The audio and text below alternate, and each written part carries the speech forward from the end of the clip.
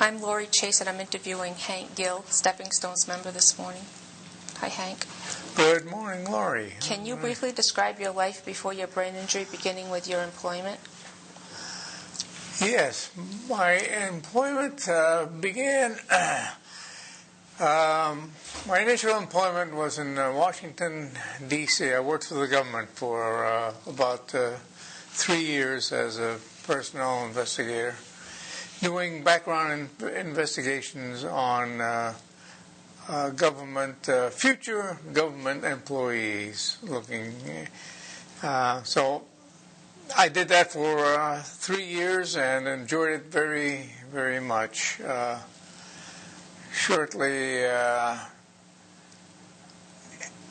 was married down there, and we felt that Washington, D.C., and what was happening at that time in that area was not a place where we wanted to settle down, raise a family, and that kind of thing. So I gave up the government career and moved to New Hampshire, where I had connections at a local college bookstore. I had worked on the campus when I was a student, and there was a chance for me to rejoin that world on campuses. So that was really what I learned very quickly was my first love, being on campus with college students. So I started to work at that college, and found shortly after spending time at the campus bookstore at St. Anselm's, I moved to a school that was starting up, getting just a new start. And it was called Rhode Island Junior College. So my wife and I, and we had one child at that time, moved to Rhode Island, and there I think our whole lives took off. Rhode Island turned out to be a lot of fun. We had a second child, so we had a real larger family, and the work in the college community, college bookstore, got to be my favorite thing to do. Favorite thing to be is to be on college campuses, and there I was doing what I love to do.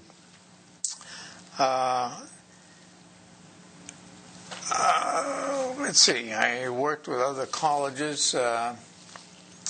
Worked for an agency or a company that operated college bookstores. That was a company that at that time operated about a dozen or so college bookstores, and I worked for that company. I worked in a management position having to do with the purchasing of inventory, I guess is where I put that, from textbooks to big pens and notebooks and all that. So there was my true love. I was living a life on campus, working with students. I really was in my favorite environment, surrounded by books and babes, as I used to call them. So let's see what I can recall after that.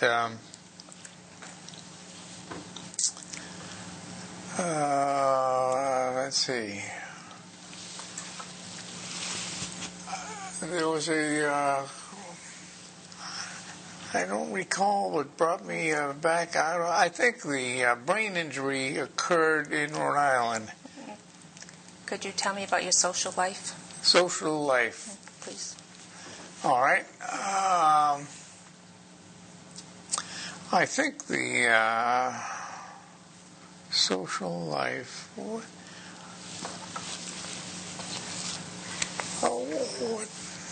What strikes my mind was social life is the enjoyment that I had with family and friends, I think, is pretty much how I interpret social life.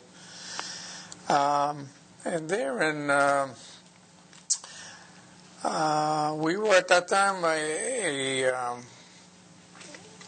had numerous friends in Rhode Island. Rhode Island turned out to be a very fun place for us to live, and we raised our two boys in that environment. And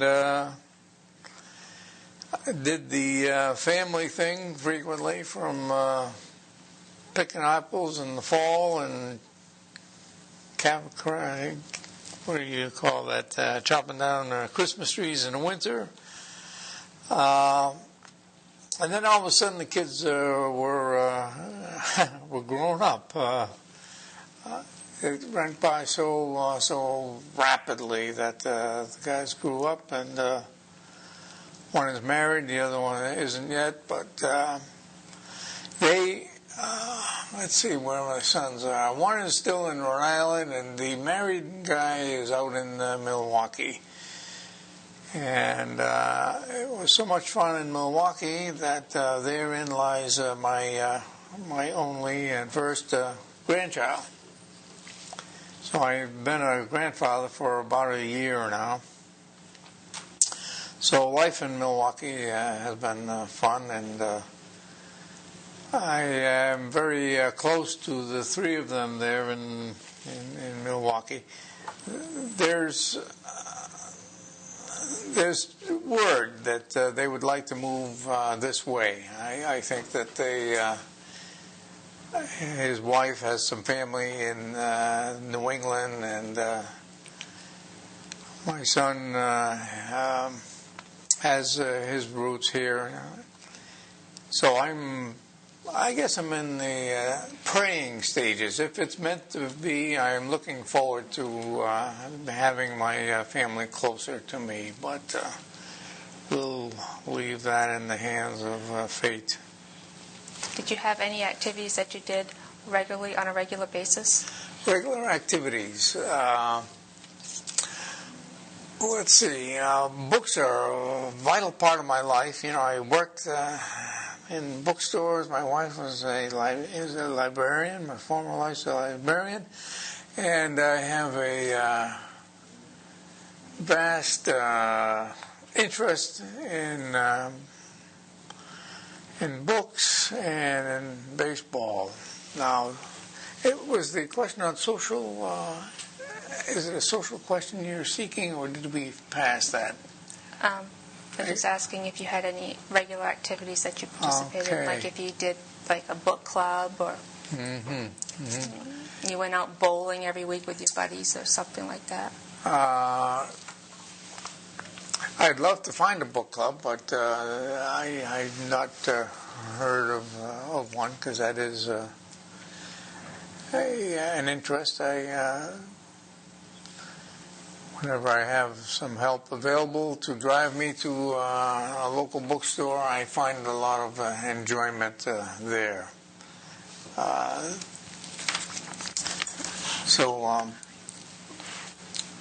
how were you emotionally? Let's see. Emotionally, I have tried emotionally to really keep an even keel. I try to be emotionally strong, and I prefer that my emotions are less visible than anything else. I like to keep emotions to myself. The tears don't come very easily.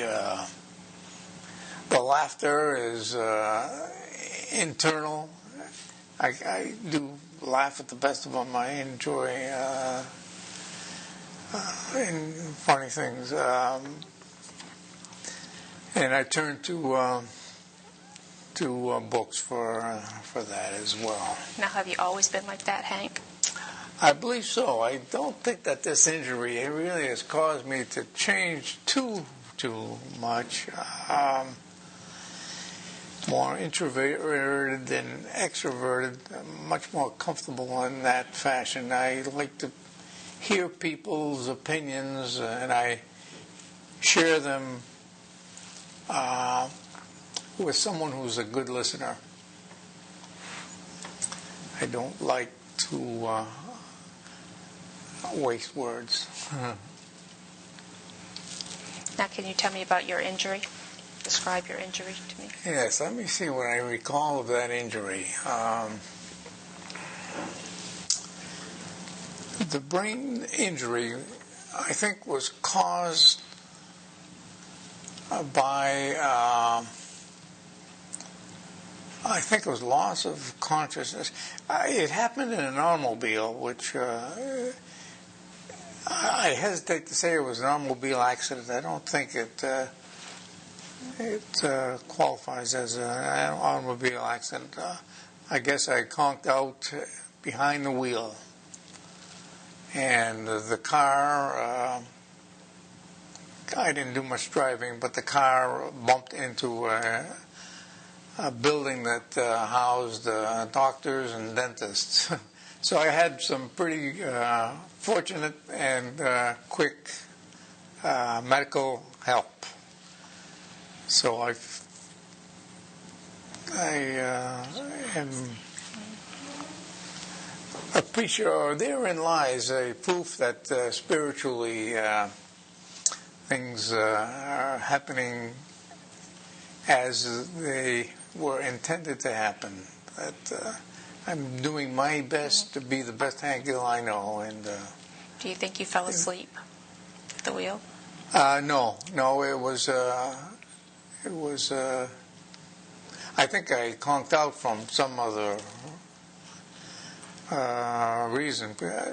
Sleep wasn't because I had been only in the car less than 2 minutes. I had left jogging and in the car went down the hill, and therein lies my stop. It was just minutes, so it wasn't sleep. It was loss of, I guess, consciousness. Do they have any idea why that happened? Don't remember too much of it. I still am not sure why I lost consciousness. There's been talk about a heart problem, but the doctors assure me that my heart is in excellent shape, so I don't know. I don't know why I conked out at the wheel, but I got some quick help, and I think that I credit that help for saving my life and enabling me to go on. Now, Hank, how long ago did that happen? That's a good question. This injury has affected my memory so much, and I keep trying to work at that. But I believe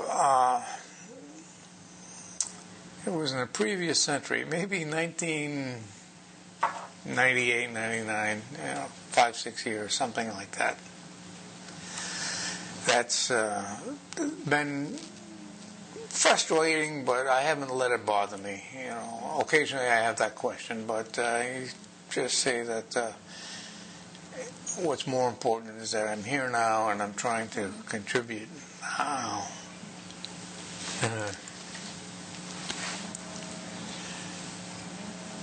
Now, did you have to go through rehabilitation? Good question. I had some excellent help. I was living in Rhode Island, and I went to a place called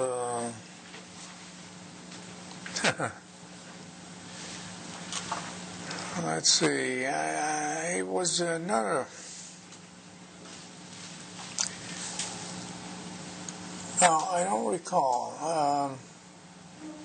As a matter of fact, that was probably part of the reason that I ended up in New Hampshire. My wife realized that I was getting no help, no good professional help. I was spending my time in old folks home with the elderly. You know, nothing wrong with that because someday soon, I will qualify. But my wife could tell that I was not being challenged, and she did some good investigating and found that New Hampshire had the best location for helping people with my injury and my situation. So there's a... What type of therapist did you work with? Let me think about that. I recall some physical therapy. I don't think I was walking too effectively and too easily. But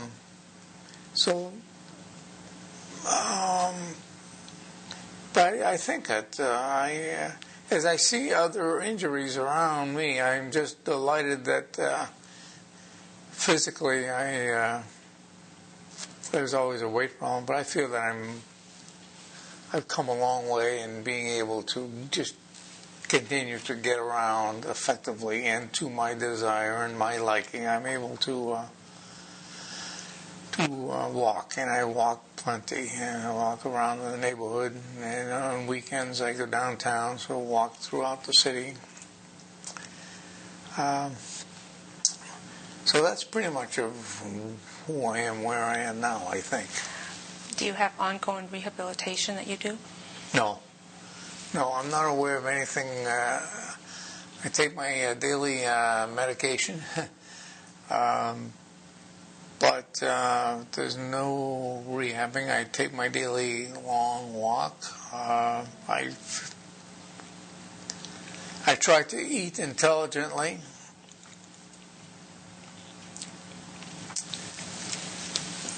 I think I'm enjoying life, though. Probably more than I'm able to convey. I'm enjoying life. Now, Hank, how has your life been affected since your injury? All right. Starting with your family life. Yeah. Well, that's pretty much where it has impacted me mostly, because the breakup of my marriage was one that I was devastated at. I felt that has made the biggest change and impact in my life. It's been difficult to overcome that, and with my former wife's help, I was able to locate professional help up in New Hampshire, where they had a better availability, and it was even pre-SteppingStones. SteppingStones came in a couple years after I was here, but I worked with an agency called Residential Resources, and I still am garnering their help. In that, as their name indicates, they help me in residential, finding me ways to get to grocery stores and churches and libraries and bookstores. They are helping me be who I want to be. So they are still a vital part of my life. SteppingStones and Residential Resources. So you don't feel you're totally independent? I feel pretty independent, but I realize that I'm not, because there are things that I can't do yet. I can probably drive a lot better than some of the driving I see going on out there, but I'm not given that permission to drive at this point. But I'm not sure what the question, what that was an answer to, but it's who I am right now. Mm-hmm. So who are the type of people that you get help from? Is it family members or friends, acquaintances? My help is coming from, I think primarily the agency, Residential Resources, is providing me with help in finding me the places I like to go, the people with whom I like to spend time. They are providing me that access to, whether it's a trip to the library or a couple hours at Barnes & Noble, my favorite store. And they take me on rides that I enjoy. Being in the car as well, and driving around is a great pleasure for me. They're even arranging to have a trip to Boston go soon. I did it once, I think it was a year ago, that the agency enabled me and once I convinced them that I knew how to ride the T and find my way through Boston on public transportation, I've enjoyed that. Hank, are you able to work anymore? No, I'm not able to work at this point. However, I've contacted, with the help of Residential Resources, I've contacted the public library in Portsmouth, and they are giving me reason to believe that they could probably find something some way to help.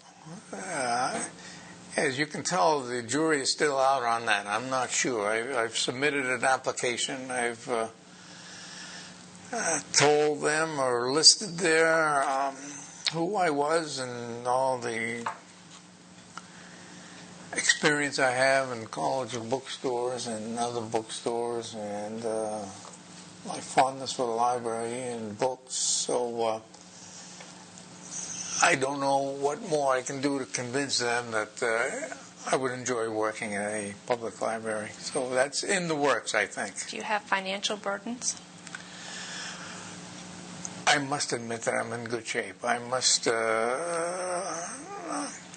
made the right decisions, I think, when I started working with the government and with the agents, the college bookstore industry. I was involved in it was Teachers Insurance, TIAA, Teachers Insurance Annual, annual. It's 2 A's, agent. But that has come through beautifully. It has enabled me to live at a very decent apartment in Portsmouth. So I've been blessed with good insurance so that I can... I have a son who watches over my spending, though. I make sure that I don't overdo it. So I think I've been cautious anyway by nature, but just in case, he watches, make sure that I don't overdo the CDs and the books. I have been stopping in little baby stores recently, a lot more than I used to. My granddaughter is on the verge of being 2, so I find things in the store to mail off to Milwaukee. I better stop talking about that. What do you think was the cause of your marriage breakup? That's a good question. It must be the injury. I think I had a happy marriage. I felt I was happy.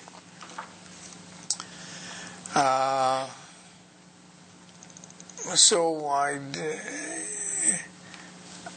I'm not sure. If it wasn't, I don't recall it. Do you think it's because you changed? I hope not. I hate to admit that there's been a change in my life, but there must be. I've been getting support from my sons, and I wish I could talk to my wife more often, but there may be some guilt feelings that she has. But maybe if my son moves out here and there's talk that that might happen, the Milwaukee Sun coming this way, that I might be able to get closer with my whole family. That I don't know how close that is to the answering that question, but it felt good talking about them. Now, did your wife stay in Rhode Island? No, she never. Oh, let me see. Did she stay in Rhode Island? Yes, she's still working in public library in Cranston. She's still there. My oldest son is in Rhode Island as well. He works for a pharmacy, CVS, I think.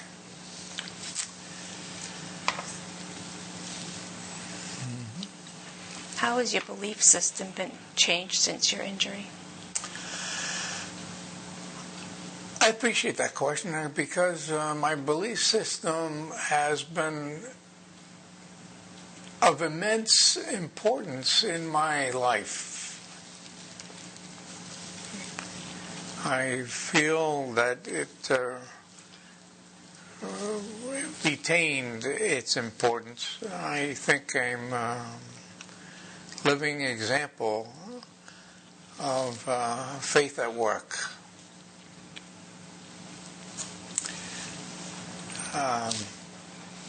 It's been a big part of my life, and it remains a big part of my life, and I hope that I can impact others as others have impacted me. What has been the biggest thing that has changed since your injury, Hank?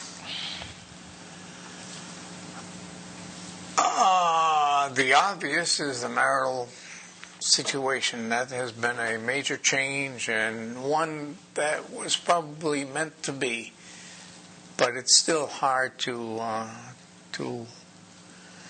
accept. But I'm dealing with it, and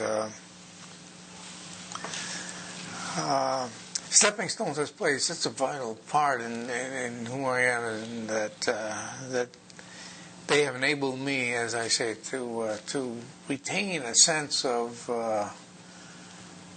purpose. I really think that SteppingStones has helped me be a better Hank Gill and continue to be a productive and contributing person. Now, what have been your biggest communication challenges? That's a vital question. I don't feel that I have had too many difficult challenges. I see so many challenged members in the SteppingStones community that I feel fortunate. I admire those people who are more physically challenged than I. I think that's a wonderful part of SteppingStones to see the difficulty that some people are having and their ability to meet those challenges. They are meeting those challenges, so certainly I can meet mine, and therein lies my commitment to SteppingStone. Mm-hmm. What are some of the goals that you have for yourself at this point in your life? Mm-hmm. Well, I don't want to overuse the word productivity, but I want to produce. I want to make a difference in someone else's life. I want to contribute whatever I can. Therein lies, I think, my goal. I feel that I have something to contribute. I don't always know what that is, but if I can make someone's life a little bit better, even sometimes a quick conversation or just a quick acknowledging somebody, a quick hello to someone in a wheelchair sometimes works. I hope it works for them as much as it's working for me. Now, are you taking any steps to try to achieve these goals? Oh, I think my every move, yes, is a step in that direction. I have that in mind in every challenge that I encompass, because I feel that I'm able to identify these things, so it behooves me to go ahead and to try to make me a better me. Now, do you think that you would be where you are now if you hadn't been a member of SteppingStones? Absolutely not. No, SteppingStones has been immensely vital. It is such a giving community, an opportunity that enables me to give as much as I'm receiving. I'm probably receiving more than I'm giving, so therein lies the challenge, to try to help make life a little easier for someone. And sometimes it's just that hello, that acknowledging someone in a wheelchair that they are who they are, and that is important.